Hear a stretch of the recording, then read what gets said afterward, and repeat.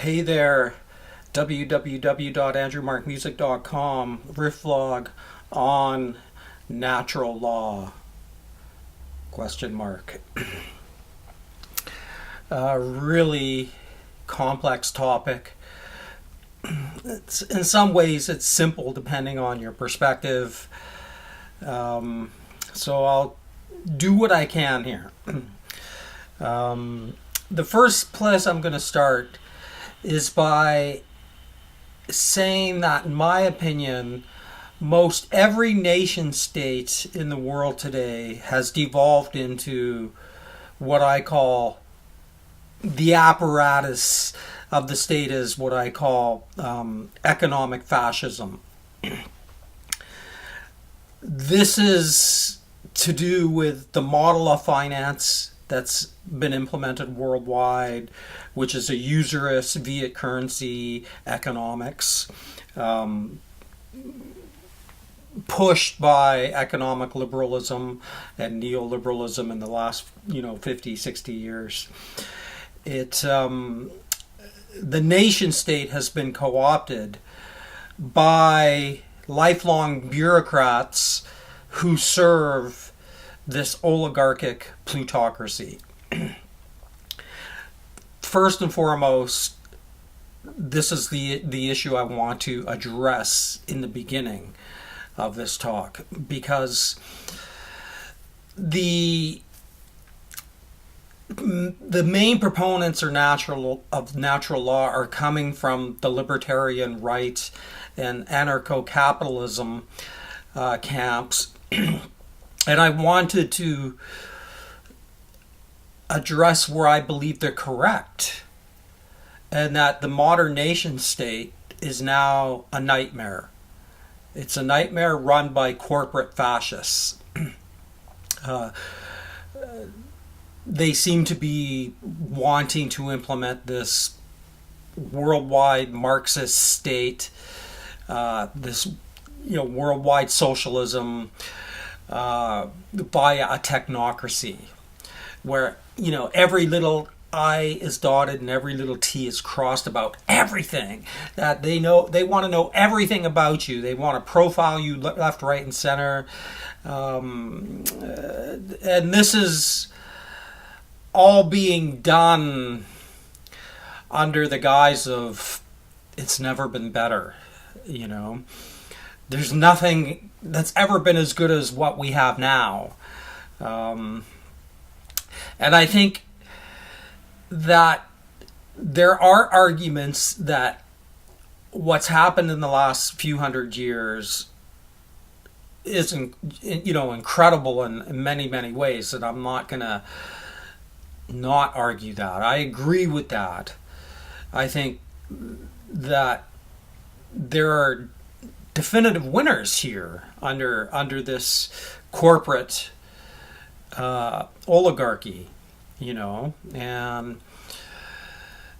I'd say it breaks down to a Pareto distribution once again, where 20% of the people here are doing really well under this corporate plutocracy.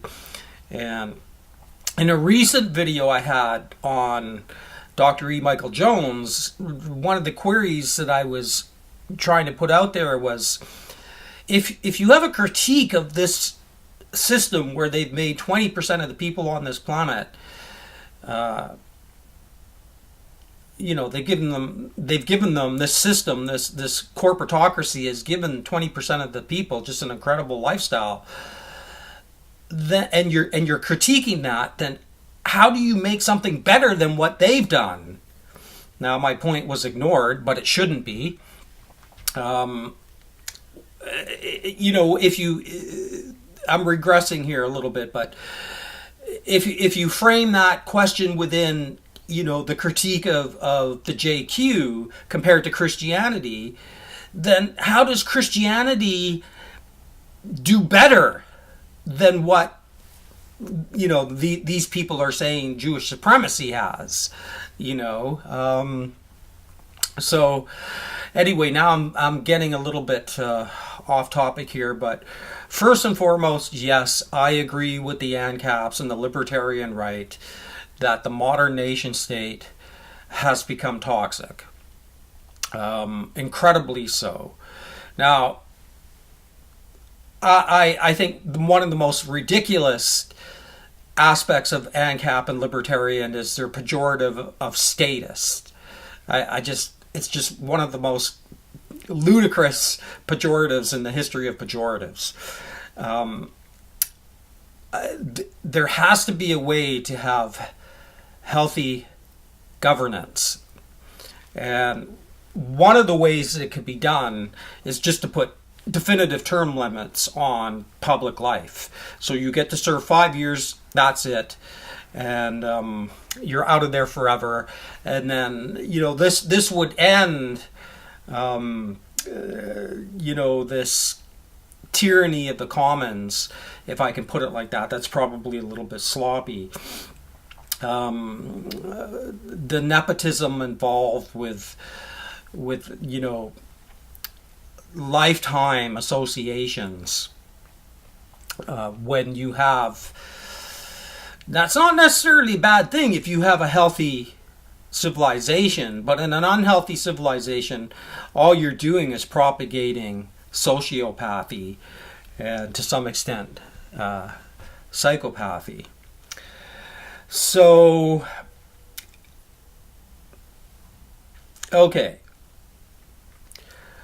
Is there a natural law? Does the earth seem like it's not moving? Does it kind of seem flat? Yes. Does that mean that we're not moving? No. Does it seem like there's a natural law, that there's something about humanity that's special and would have some kind of universal law governing humanity's dictates? Yes, that seems plausible on the surface. Is it true in reality? No, it's not. There is no natural law. The only caveat I'm going to put there is I have my own personal take on what natural law is as a Marcionite Gnostic. From this perspective, there's only one natural law from what the demiurge created and the archons created, and that's kill or be killed. Okay, this has been instantiated and inculcated into our modern financial system under social Darwinism. It's a fact of life. That why do you think you have the oligarchy that you have? Why do you think you live under this, toxic plutocracy? Because they're implementing the only natural law that really exists here.